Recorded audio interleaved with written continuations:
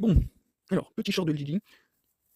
Et du coup, bon, alors c'est un record après un brouillon, un autre record qui a servi de brouillon. Du coup, j'ai un peu oublié le truc. Donc, le short, c'est un conducteur qui est sur une route, où il doit rentrer chez lui. Première sortie, il a le choix entre deux sorties et continuer tout droit. Première sortie, le trajet dure 3 heures. Deuxième sortie, le trajet dure 12 minutes. Et continuer tout droit, le trajet dure 2 heures. Sauf que entre la première et la deuxième sortie, il y a un portail magique qui lui fait perdre tout, enfin, qui lui fait perdre la mémoire.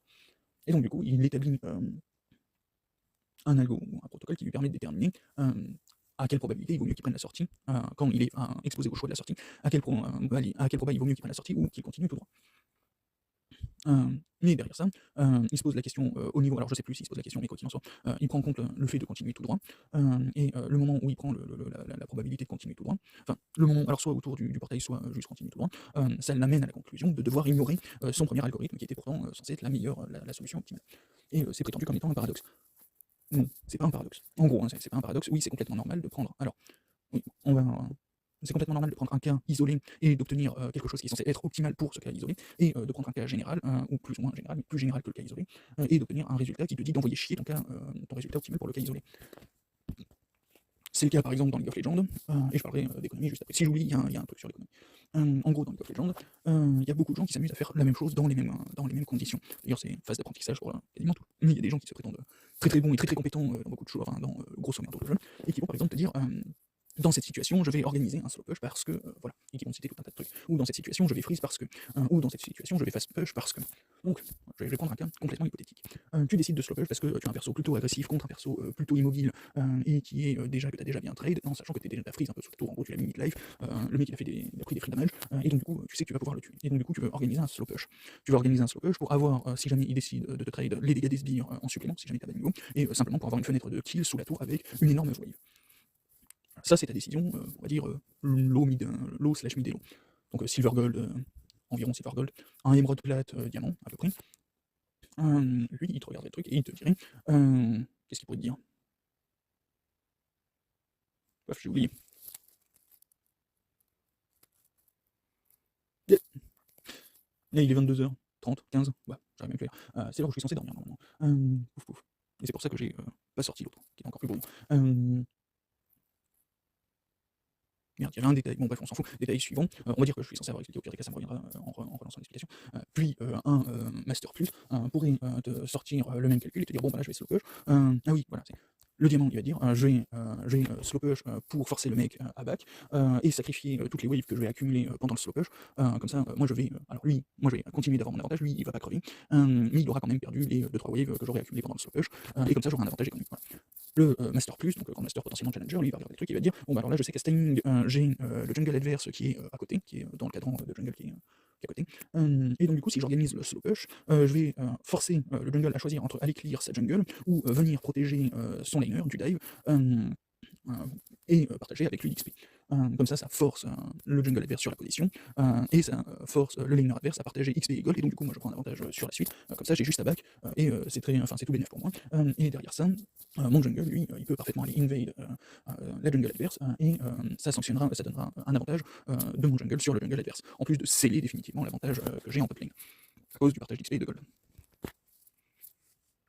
Car à chaque étape, tu reviens, là je prends un cas où c'est validé, à chaque étape. Ah oui, j'avais un autre truc sur la droite-gauche, mais je vais pas le faire, globalement. Enfin, choisir entre la river ou les bush, entre prendre le contrôle de la river ou prendre le contrôle des bush, je vais pas le faire, on va pas rentrer là-dedans. Et après ça, j'avais une autre considération sur la présence ou non des mobs dans la jungle, puis la présence ou non de vision, puis j'ai potentiellement énormément de détails à rajouter.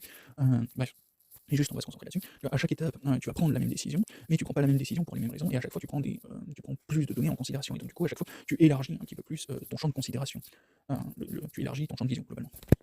Alors là on est sur un truc où le choix reste le même, mais globalement à chaque fois, euh, ça expulse ou ça outclasse la décision précédente. Dans le premier cas, tu prends ça pour le trade. Dans le deuxième cas, tu prends ça pour forcer l'adversaire à sacrifier gold et XP. Dans le deuxième cas, tu prends ça pour, enfin, tu prends ta décision pour forcer le jungle à sacrifier gold et XP, en plus de sceller ton avantage.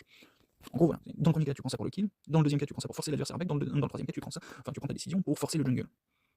Et à chaque fois, ça a un impact beaucoup plus important. Enfin, c'est beaucoup plus important. Prendre un kill, c'est cool, mais ça sert jamais vraiment à grand chose. C'est pas le kill en lui-même qui sert à quelque chose. Forcer l'adversaire à prendre une position, là, ça commence à devenir intéressant. Enfin, forcer l'adversaire à renoncer à des ressources pour se remettre bien en backant et pour se remettre bien et à sacrifier, par exemple, de la vie sur sa tour, à sacrifier les weapons. Bref. forcer l'adversaire à faire un sacrifice, là on commence à parler de trucs intéressants. Forcer l'adversaire à faire un sacrifice et sur une position qui lui est complètement désavantageuse, là on parle de quelque chose qui est vraiment sérieux, ou ça commence à devenir sérieux en tout cas. Et donc du coup à chaque fois à chaque fois les raisons, les justifications qui permettent, enfin le truc qui justifie la décision de Slowpoke dégage le dernier et fait passer le stade précédent comme de la grosse chiasse. Bref. Ouais, l'économie, bon, globalement, voilà. Et en gros, alors là, ça reste quelque chose où tu restes sur la même décision, et voilà, globalement. Et c'est pas paradoxal, c'est normal, tu élargis ton point de vue. Maintenant, on va parler d'économie. Ah oui, si, un petit tacle dans League of Legends. En fait, comme je suis pas allé dans le détail, mais j'ai quand même envie de le sortir, le tacle. Si j'avais été un petit peu plus dans les détails, ça aurait été beaucoup plus intéressant de sortir ce genre de tacle. Mais c'est pour ça qu'à niveau pro, à minima, tu as beaucoup de décisions et de teamfights qui peuvent être potentiellement épatants, intéressants, spectaculaires, ce genre de trucs, toutes sortes de qualificatifs que tu pourrais sortir. Mais qui, au regard de la situation générale de la game, de la map et de la game, sont en réalité les pires décisions qui peuvent être faites. Alors c'est potentiellement fait avec beaucoup de classe, mais la plupart du temps, c'est surtout de la merde. Oui, ça peut être mécaniquement génial, oui, tu peux prendre tes décisions pour des raisons X ou Y, mais quasiment tout le temps, les décisions qui sont prises, c'est de la merde. Et là, je vais rajouter un supplément. Ça, c'est quand ils sont pas en train de s'enterrer en demi-finale, je crois, des Worlds. C'est dans le cas où ils prennent pas une équipe composée quasi exclusivement de mêlée avec un range ennemi, en gros.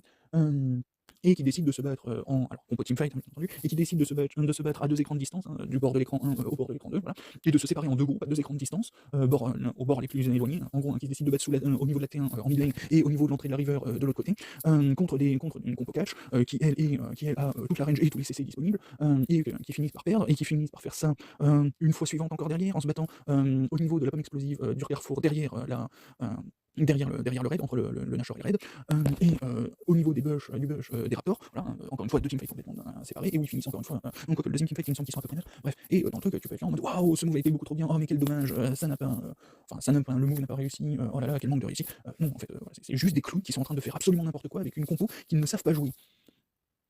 C'était Chine contre Corée, je me rappelle plus quoi, en demi-finale, Chine contre Corée. Je suis pas sûr que ce soit le match où il y avait Genji, je suis pas sûr.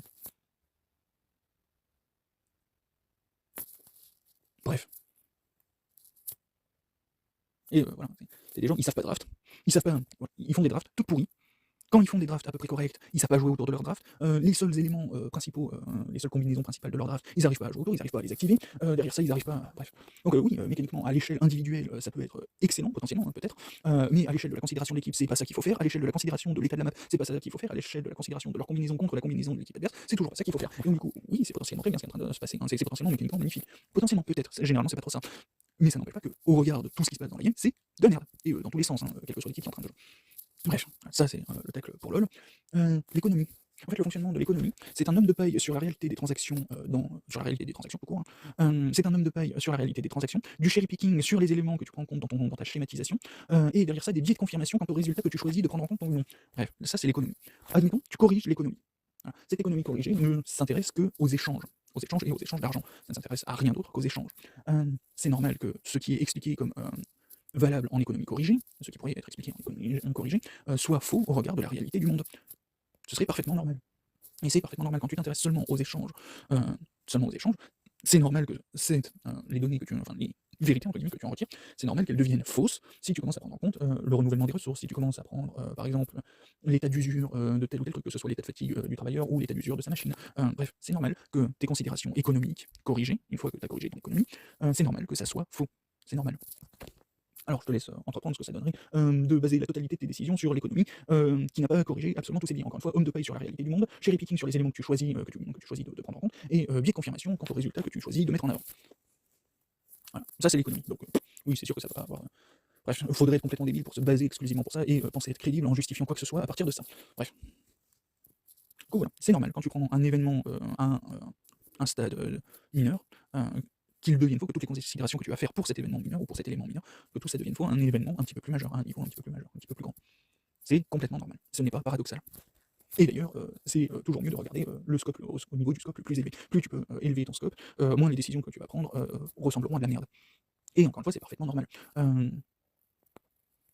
Imagine un truc où tu te déplaces un petit peu à la Dofus, une case après l'autre, Dofus, échec, n'importe quoi, où tu déplaces case par case, et où tu as juste le champ de vision de ton personnage, c'est-à-dire une case devant, enfin les cases qui sont juste autour de toi. Bref, et en face de toi, il y a un énorme ravin qui va faire que tu vas te tuer, et tu pourras pas le voir le moment où tu vas. Voilà, à un moment, tu as un point à traverser, le pont il va être cassé, il est cassé au bout, et une fois que tu as marché dessus, à chaque fois que tu marches sur une case du pont, la case dont tu sors se détruit. Bon, bah voilà, si tu veux pas te retrouver piégé comme une grosse merde en plein milieu de ce débris, bah, il vaut mieux avoir un scope élargi qui permet de voir la quasi-totalité de la map autant que possible. Bref, et c'est pas un paradoxe, c'est complètement normal. Bref, allez, tchuss.